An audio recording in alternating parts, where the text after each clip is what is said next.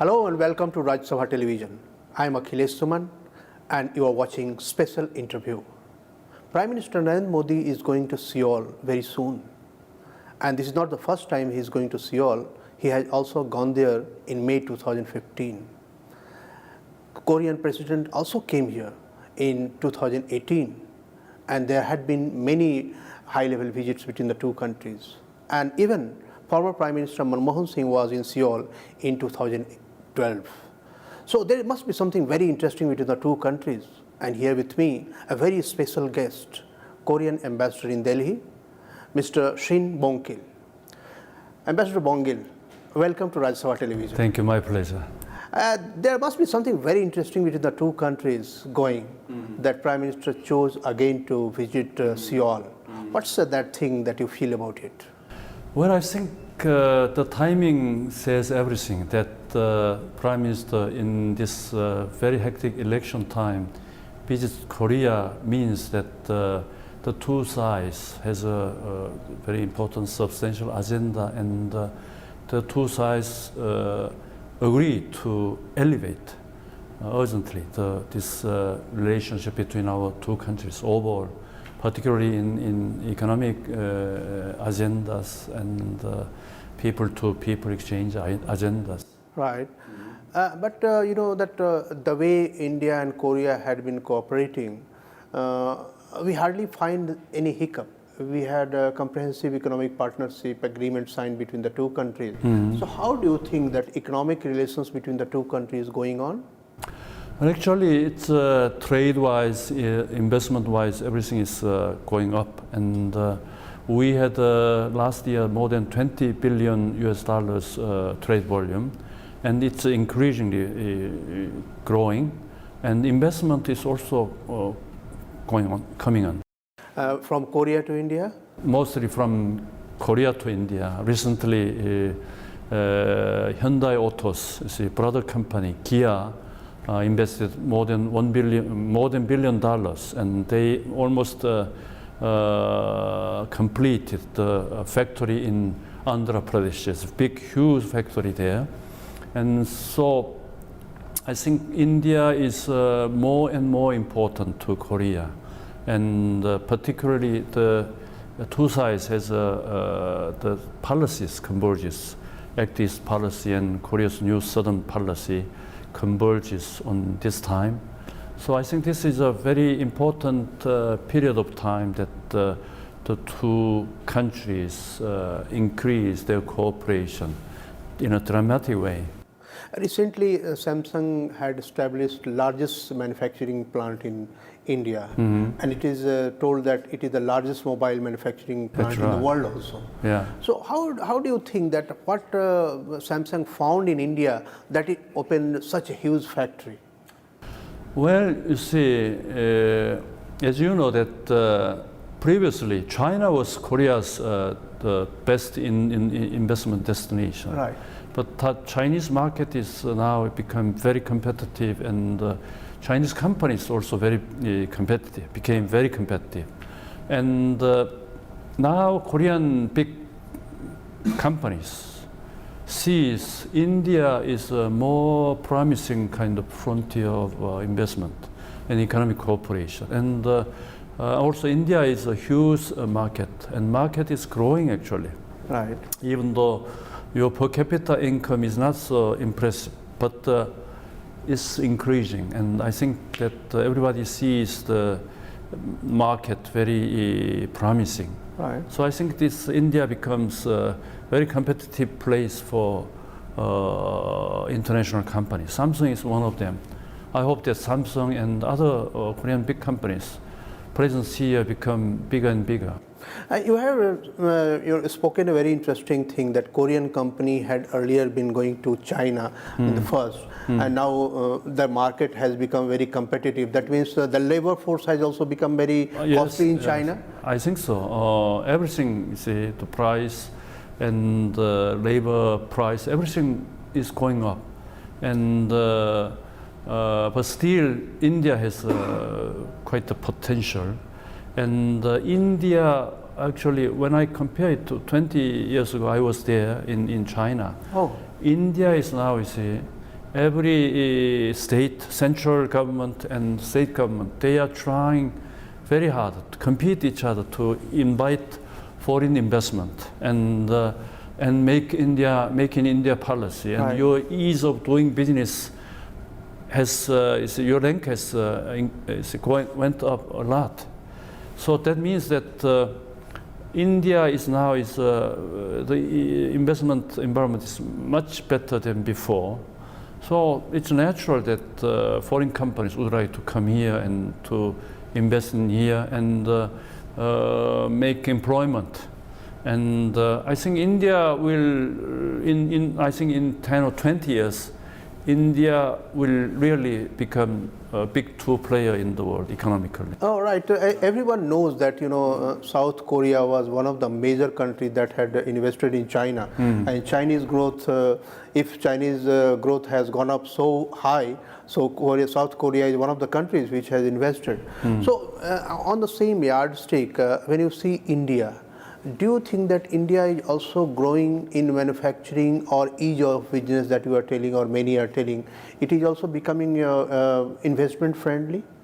I think so. It's when I hear from the Korean companies that compared to 10 years ago, it's a much better place to invest. And many regulations and legal procedures have become more transparent, and the central government is very much eager to give benefit to foreign companies to invest in here. So I think actually in a high time, Korea's investment in China, for example, almost 40,000 companies were there, Korean companies in China. Compared to China, here in India is now around 700 Korean companies. 700 Korean companies legally getting permission to invest in here. But I think it will increase a lot. Even at the end of last year, there was established an organization called Korea-India Medium and Small Size Companies Association. It was established in Gurgaon. Now even medium-sized and small-sized companies think that India is now receptive to these kind of scale of companies. Formerly only big companies like Samsung and LG and Hyundai, POSCO can compete in this area, because there are so many regulations, different hurdles to invest in here. But India's investment environment has become much better than before. So companies are coming, even small and medium companies are coming. Oh, that's really very interesting, because that everyone tells who comes from abroad and who had been investing in India, they talk about bureaucratic attitude of India, local people's attitude of India. So what is your experience? Well, at least I contact with mostly senior government officials here, and they are very efficient, sometimes more efficient than Korea. They always looks like they think of results, not just talks. I'm very much impressed, actually, with the senior level government officials. So what about lower level, junior level, because where you are going to implement the program? So what is your perception? I think it will not be easy for, bureaucrats are bureaucrats. They cannot change immediately. It changes from the upper level, because it is under the immediate control of top leaders. But I think it will, it will going down, but it will take time. It will take time. It's the same in Korea also. So you are patient and waiting for change more. Of course. I think it will take time, but I think India is changing. Okay. Certainly it is changing. What feedback you are getting about local people's attitude? Like there had been questions about labor reform, local governance, and these are the things. So are you finding any change in their attitude also? Well, what I hear from the senior management from Korean companies is that overall environment is, as I said, that is much better than before, and also more transparent. More transparent. So it's very encouraging that after you see the GST, I think that the Korean companies think GST is a revolution. Oh, it is good for Korean Good for Korean companies. You see, formerly every state was different taxation system. Such a headache cannot you see adjust to each and every state, cities, and so many different tax level tax system. But now they say that it's much more transparent, clear. So the foreign investment needs that kind of transparency and stability of the government. So one thing that Make in India is one of the major components of investment in India. Government wants that there should be, some sort of local manufacturing so that you can use the local resources. And what I had been hearing that there is some sort of hiccup in Korean company about complete Make in India. So what is your perception? I think you see it's. Usually it will take time. It was the same in Korea. Korea wanted to invite foreign companies. You see, when decades ago Korea was still developing, we should invite foreign companies. There were criticism, but once you see, at first we also wanted all technology transfer, everything, but. Gradually, see, once investment be there, then gradually it becomes your company. See, once established here, then most of the employees are actually Indians. Right. Yeah. So it's an Indian company actually.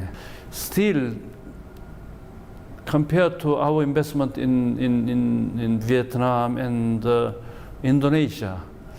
India is much smaller, the volume of investment. Much smaller? Much smaller. Okay. But you have a much greater potential. Okay. Because big market. But what I was hearing that Samsung, had shown some resentment about the whole Make in India issue. They told that they will reduce their production. So what is the thing in this? Because as far as I know, that the UP government at first recently were going to increase the tax of some parts of Samsung smartphone components. Samsung was not happy with it, and as far as I hear, that UP government postponed increasing the tax to certain parts of smartphones. I think you need to give some kind of benefit to these big companies until they firmly established here, and then I think that you can tax them and you can make products here and export it to other areas. Obviously, so you don't need to hurry it, tax it or give some benefits to foreign companies at first, then gradually it becomes your company. So there was one agreement between India and Korea regarding shipbuilding industry. Yes. Korea wanted to build ships in India, and last time also when I think President Moon Jae-in, when he came to India, that time also some talks happened on that issue. So what is the progress on that? I think when Prime Minister Modi visits Seoul, I think this shipbuilding industry cooperation will be also one agenda, important agenda. You have a long experience of working in China, and also now you are in India. So as far as the whole Prime Minister has a vision to make it a manufacturing hub. So can you give me one or two suggestions that what should be the major changes he should make or India should make? So that for example, in defense industry sector, Modi government is very active, aggressive in inviting defense industry to India and make in India in the defense corridor, Tamil Nadu and UP. And I think this also will be an important agenda at this visit. And already the two governments are talking about the defense industry roadmap. And India previously were dependent on certain countries overly, I think. And I hope you need to diversify the cooperation, see? And I think Korea can become a good partner. And why not? Korean companies can invest in defense corridor and build a factory and meet your demand, your need, and also export it to other countries, Middle East countries or some other countries. So when Prime Minister Narendra Modi is going to Korea this time, what the major agenda can be that you can? I think economic agenda is a very important agenda, like defense industry cooperation, and also big kind of joint venture project like integrated steel industry. Steel industry. Yeah, steel, and also infrastructure cooperation and cooperation in space area, space field, and because India is space technology is much more advanced than Korea, and two sides would like to cooperate in space industry area. Is there any chance a revival of POSCO project in India again? I think possible. Yeah, already your defense industry high-ranking officials will visit Korea soon after Prime Minister Modi's visit. Then they will talk with big companies like POSCO and Hyundai Steel. Okay. Yeah, they already the visiting talk is going on. So do you think that the way and the conditions in which POSCO had to go from here, now those conditions have changed and then POSCO can? Well, I think looks like Indian side is proposing a better kind of proposal, better contents, and